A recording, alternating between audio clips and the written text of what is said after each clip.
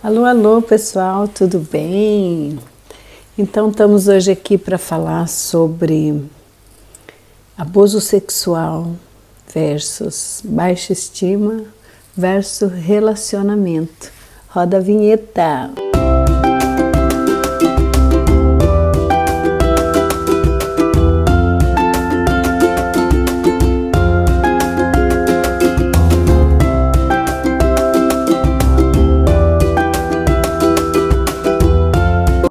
Portanto, tudo bem? Vamos falar sobre baixa estima.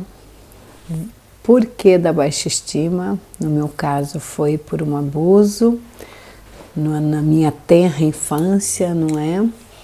Portanto, o abuso sexual traz mesmo a baixa estima, isso é inexorável. E depois da baixa estima, que nós falamos no vídeo passado, vem, no entanto, os maus relacionamentos. E esses relacionamentos englobam relacionamento com família, não é? No meio da família, entre pai, irmãos, né? Os da família principal. E depois também os relacionamentos com vizinhos, com amigos, relacionamento, portanto, depois quando você fica maior, com possíveis namorados, possíveis casamentos, né? Isso tudo é muito, muito complicado, né? Vamos lá então. No meu caso, os relacionamentos todos, desde que eu me entendo por gente, foi bastante complicado, porque quando somos muito jovens, precisamos de muita atenção dos pais, né, de quem cuida de nós, para ir detectando o que está a se passar, né, quando uma pessoa começa a não desenvolver certas particularidades. E então eu tive a parte dos cuidados quando eu fiquei adolescente, né? Eu fiquei mocinha, vamos supor, né? Muito jovem, dos meus 11 anos. E então eu tive muita vergonha, muitas coisas que eu nunca tive ninguém para me falar. E é engraçado, não é nada engraçado, é interessante, né, que eu tive minha menstruação, né, que em Portugal chama-se período. Eu tive o período da menstruação com 11 anos e eu não sabia nada disso, não sabia que uma criança poderia de repente sangrar assim, não tendo sido machucada, não caiu e estava a sair aquele sangue. Eu achava aquilo, eu acho que eu fiquei tão perturbada que as coisas que se passaram resolvi congelar, esquecer. Porque eu não sabia de nada daquilo, não conversei sobre aquilo com ninguém, né? Porque veio depois, desapareceu um tempo, depois voltou outra vez. E dia desses eu fui ao Brasil, no final do ano passado, e eu não me lembrava nada do que tinha se passado, além de que tinha vindo com 11 anos de idade.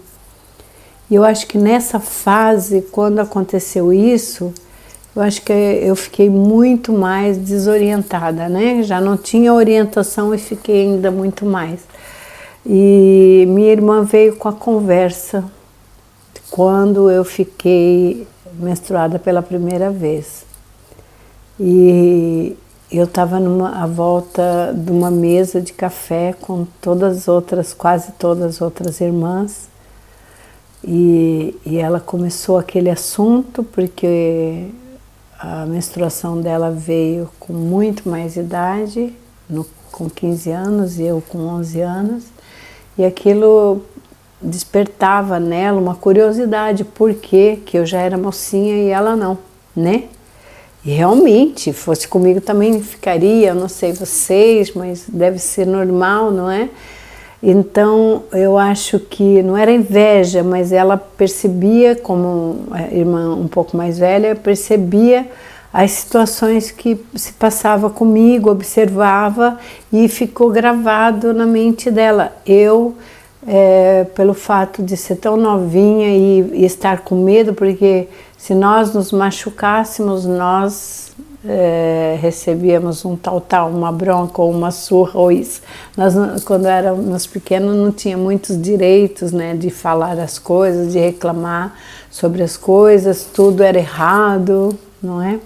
E eu, então, resolvi, eu acho que esquecer, eu não sabia o que tinha se passado, e ela veio com o assunto a dizer que sabia tudo o que tinha acontecido e que foi uma situação bem constrangedora. Eu não consigo falar aqui abertamente, porque pode constranger demasiado, mas no privado, se quiserem conversar comigo sobre isso, eu lhes conto.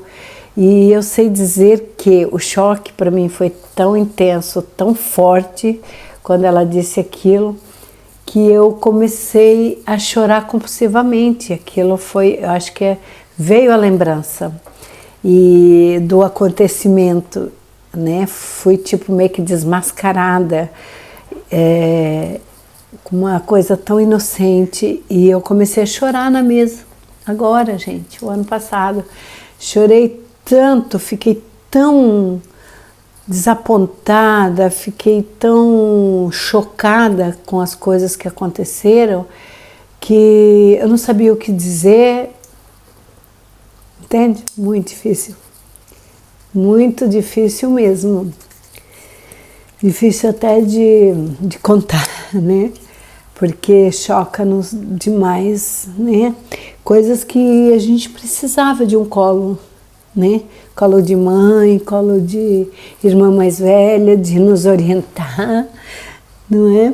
E eu não tive isso, então foi muito difícil para mim. Então, eu, na altura, quando fiquei a saber, eu chorei muito, né? Porque eu queria ir lá atrás abraçar aquela menina de 11 anos que ficou menstruada e não teve ninguém para ensinar, para dar um abraço, para dizer que aquilo era normal de todas as mulheres, né?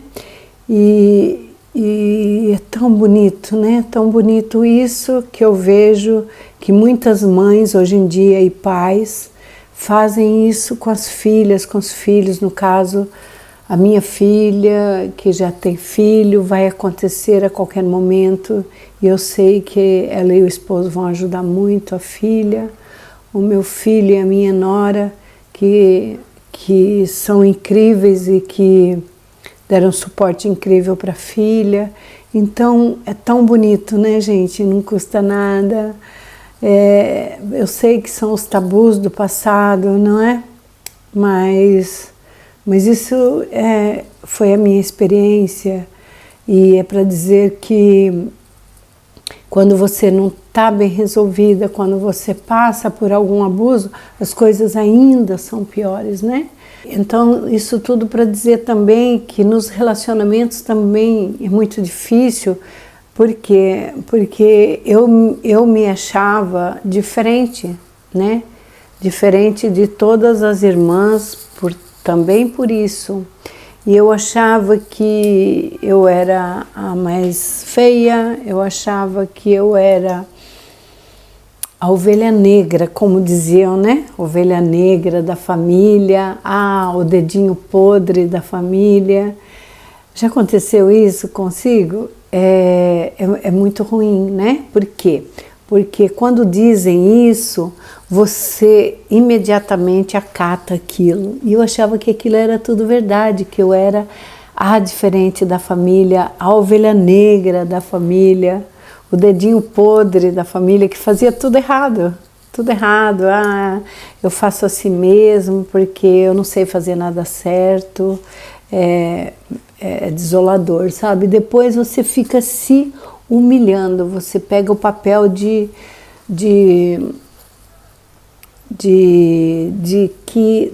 uma pessoa que não aprende nada, não sabe de nada, uma pessoa que tem dificuldades de entender coisas, de fazer coisas, então você começa a pegar aqueles papéis mesquinhos para você. Você pega a ajudar muito toda a gente, a querer se destacar, se humilhando muito, né? Eu lembro que eu ia para casa dos vizinhos, para quê? Encontrar com a filha, com os filhos dos vizinhos, mas eu chegava na casa deles, da casa dos primos, chegava lá, eu não ia brincar, engraçado, né? Eu não ia brincar, eu ia ajudar. Eu ia lá na casa dos vizinhos para varrer a casa, arrumar a casa, limpar tudo, ajudar a fazer um bolo, porque as pessoas faziam tudo em casa, bolos, pães e bolachas e tudo, e eu lembro que eu ia muito ajudar as pessoas, uma coisa incrível, eu queria limpar a casa delas, eu queria ajudar a fazer tudo e brincar zero. E isso foi uma coisa frequente, tão frequente que eu até ficar adulta e a todo tempo eu fiquei com uma síndrome de chegar na casa das pessoas e não me portar como uma visita, mas me portar como uma empregada, chegar na casa das pessoas, querer sempre estar fazendo as coisas até há muito pouco tempo atrás. Chego na casa de uma irmã, acho que todas podem ficar sentadas, eu tenho que fazer algo. Na casa de uma amiga, todas podem ficar sentadas, eu não deixo ninguém lavar a louça, eu quero lavar a louça, eu quero ajudar. É impressionante, mas comida não, que eu nunca fui uma pessoa muito dada a fazer comida, mas então em compensação era mesmo limpezas nas casas. Que é isso, gente? O que é isso? Nunca entendi isso, só depois que me tornei terapeuta, que essa vontade sempre gritante de ajudar as pessoas, eu entendi que então eu precisava ser terapeuta, né, para ajudar as pessoas, não mais lavar a louça, limpar a casa, mas ajudar ter posicionamento, assim, entender a si própria, né? E buscar ajuda quando necessário, né? Então, isso foi uma parte, assim, da minha vida que me travou imenso. Assim, então, nesse relacionamento com família, com amigos, era sempre dessa forma, querendo ajudar, para eles acharem que eu era queridinha, pelo menos, né? No mínimo queridinha. E é isso. Depois de tudo isso, os relacionamentos com homens, né? Aí é uma coisa que ultrapassa tudo, porque o relacionamento com o homem, você tem que ver se esse homem é mesmo compatível contigo, se esse homem tem condições, né, de estar contigo, de ser uma pessoa boa, que vai te ajudar, que vai ser bom pai. E isso tudo você tem, bom marido, bom companheiro, né? Isso tudo nós temos que observar antes. E eu, como passei por todas essas situações, muito cedo eu tive um namorado, né? Tive algumas paquerinhas, muito poucas, mas entretanto fui para a casa de uma irmã, saí do meu estado, fui para um outro estado viver com uma irmã casada, fui para ajudá-la, né, com os filhos. E E lá eu encontrei um rapaz que muito rapidamente, como eu não tinha muitos critérios para observar se era uma pessoa que tinha condições ou não, né? Eu me envolvi com a pessoa e imediatamente fiquei grávida, fui grávida ainda solteira e depois logo, como eu fiquei grávida, foi apressado um casamento, né? E com uma pessoa bastante irresponsável, que também não estava preparado para estar casado, né? E não estou aqui para pôr culpa nele, né? Porque demorei muito tempo para descobrir que a culpa não é de ninguém. A culpa, ela vem carregada lá de trás. Ele tinha problemas, também eu. Ele tinha sido um rapaz que, quando era bebê, foi adotivo e carregava as dores dele, né? Carregava as dores que nunca foram detectadas, que precisava de um acompanhamento psicológico também, que é fundamental em várias áreas da vida de uma pessoa. É fundamental a terapia, mas quem, né?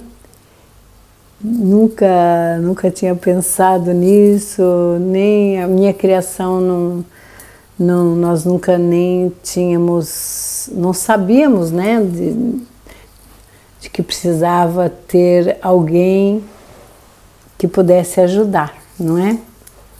Família humilde, família do campo. Então, quando somos jovenzinhas, olha, vai tudo meio assim, a reboque, vai acontecendo, vai conhecendo a pessoa, vai por acaso.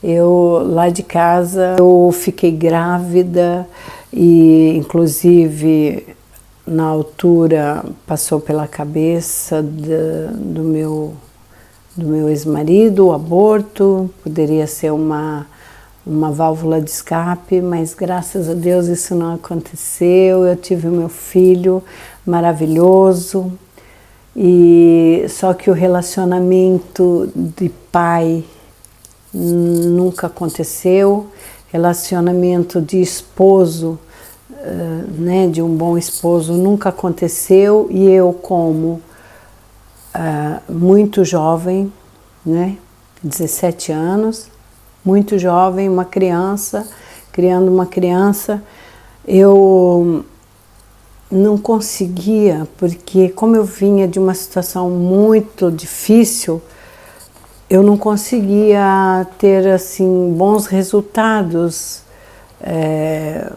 para criar o filho, para ver que a relação não era como deve ser, né? Como deveria ser. Depois engravidei do segundo filho, que foi minha filha, incrível, mas sempre com problemas no relacionamento, muito complicado. Eu não entendia nada da vida, precisava de ajuda. Foi complicadíssimo, a relação ia de mal a pior, porque muitas traições, muitas doenças sexualmente transmitidas, porque ele andava com muitas pessoas, muitas mulheres, e depois tinha um relacionamento sexual em casa, e eu fiquei várias vezes com problemas, que depois ele ia ao médico e trazia medicação, eu nunca ficava a saber o que estava se passando, até que um dia eu descobri, por ter visto uma reportagem na TV, e o relacionamento assim foi ficando pior, e eu tive o terceiro filho, que então decidi que seria o último, que eu queria fazer uma cirurgia, uma laqueadura para não ter mais filho. Então é assim, né?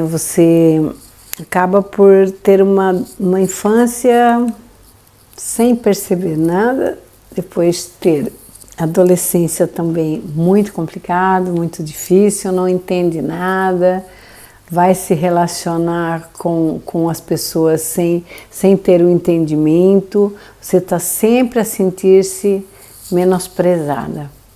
E quando chega a fase de mocinha, que você começa a ver os meninos com outros olhos, de você começar a gostar, eu comecei a gostar, né, de alguns meninos, mas também não me sentia capaz. Eu mudei de estado, fui para um outro estado ajudar minha irmã a cuidar dos filhos, conheci uma pessoa que também provavelmente não estava preparado, um relacionamento muito difícil, tive 3 filhos, mas não senti que eu tive um esposo compreensivo, nunca, e um pai compreensivo para os filhos.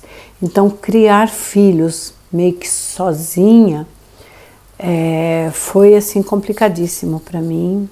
Foi muito complicado, porque eu, com todas as neuras do passado, não conseguia abraçar a causa de ser mãe de 3 filhos, ser mulher. Não, é muito complicado. A minha relação chegou ao fim, eu fiquei com 3 filhos, né, para criar. A família deu algum suporte, mas o convívio de uma vida ali cotidiana, de ter que, né, trabalhar, de me entender os filhos, sempre foi muito difícil, amando tanto os filhos, só que deixando tanto a desejar por não estar bem equilibrada psicologicamente. Não é porque se nós não temos um psicológico equilibrado, como que nós vamos lidar conosco, lidar com filhos? É complicadíssimo. Depois vem sempre uma dor muito grande porque você não se sente capaz, você nunca se sente completa, nunca, nem como mãe, nem como mulher. Foi muito avassalador tudo isso na minha vida. E depois outros relacionamentos que foram acontecendo, coisas assim, relacionamentos rápidos, mas eu nunca me sentia bem. Tive outras pessoas que foram também abusivas, muito abusivas, e o sofrimento era atroz. Você nunca se sente realmente amada, respeitada, é terrível. E depois mudei de país, achava que, né, as coisas mudariam. E quando vim para Portugal, eu pensei, eu não quero mais me relacionar com nenhum homem, não quero mais saber de ter relacionamento, vou trabalhar, vou acabar de criar meus filhos e vou mudar, né, ser uma pessoa melhor. Você está sempre querendo ser uma pessoa melhor, sempre buscando ser uma pessoa melhor, mas você pensa, sempre fracasso em tudo que você faz, em tudo que você busca, está sempre a fracassar. Como mãe está a fracassar, como amiga está a fracassar, como mulher está a fracassar. Parece um fracasso atrás do outro que parece que não vai ter fim, daí você se debulha em lágrimas. Eu foquei muito em trabalho, e para criar os meus filhos foquei muito no trabalho, só que eu deveria ter focado mais em Deus, ter buscado mais em Deus, e esse conforto eu acho que teria sido melhor, mas não aconteceu, porque criar os filhos, você trabalha e está sempre a faltar com a tua proteção para o filho. O filho quer você, o filho quer a tua atenção. o filho quer algo muito maior, quer teu amor, mas quando você não recebe o que você precisou lá atrás, eu tentava dar, mas era sempre um fracasso, porque eu não estava bem, a minha mente não estava bem, estava sempre perturbada, amando tantos filhos e não consegui conversar direito com eles, entendê-los, porque você tem que trabalhar, porque você tem que se ajustar, você tem que dar o financeiro, mas você não consegue porque o seu estado psicológico não está bem. E então tive mais uns relacionamentos assim frustrados. Depois me envolvi com uma pessoa de Portugal, com um relacionamento de 13 anos, que foi completamente também frustrante. A pessoa também que tinha seus vícios e não foi nada bom, não foi nada bom. Uma pessoa muito inteligente, uma pessoa que tinha parte boa comigo. Eu não vou dizer que ele era uma pessoa ruim, não, uma pessoa boníssima, inteligentíssima, mas que carregava também um vício. Porque quando nós estamos assim, nós atraímos pessoas com vícios, qualquer que seja, são tantos os vícios, né? Mas essa pessoa tinha um vício que não era nada bom e que tem que ser tratado. Se eu vivesse 20, 30 anos com ele ia continuar com o vício. Por quê? Porque ele não acredita que tem o vício, né? Para ele não é um vício. Então, enquanto a pessoa não assume que tem esse problema, ela nunca vai, né?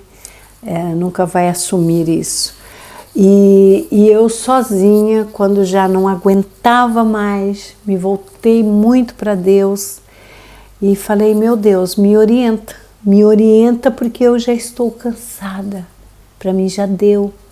E nesse tempo todo, não pense que não passou pela minha cabeça muitas vezes em acabar com tudo, acabar com a minha vida, muitas vezes.